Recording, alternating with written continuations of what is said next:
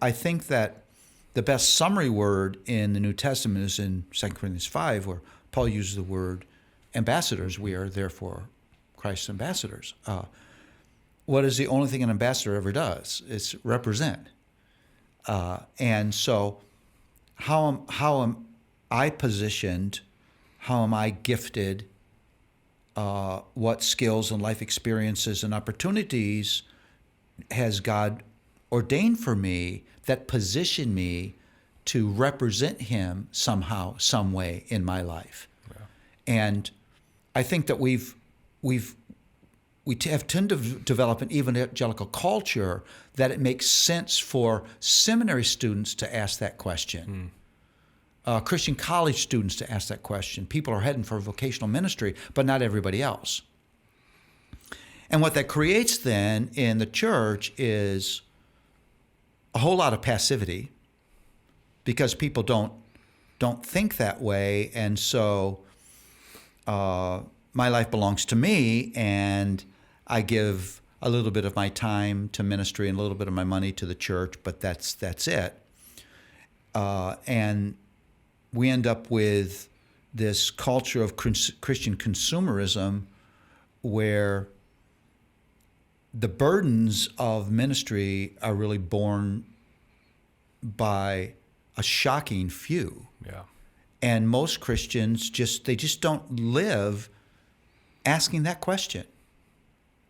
Now, for you, the answer to that question led to vocational ministry, but I'm sitting listening to that could have transformed your whole way of being a math teacher. Absolutely.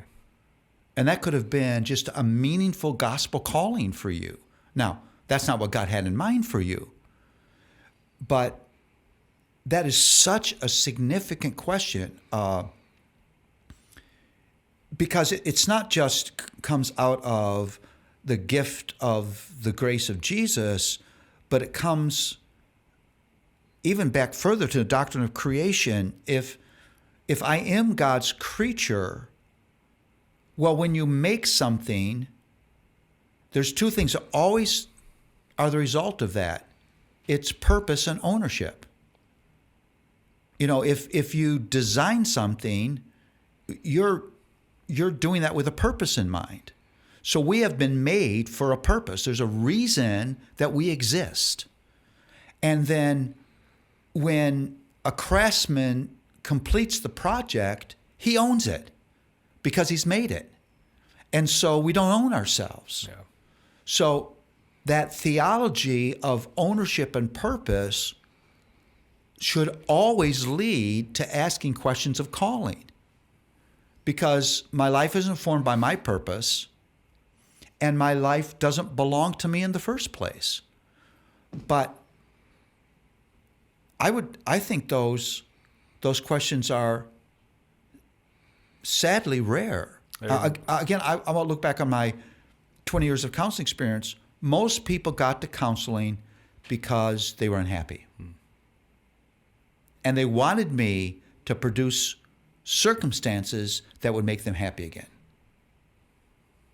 And it would always impress me that these are believers in God, would call themselves believers, most of the people I counsel. But the conversation was almost godless. It had nothing to do with his will, his plan, his presence. It was, this isn't working in my life. How do we fix it?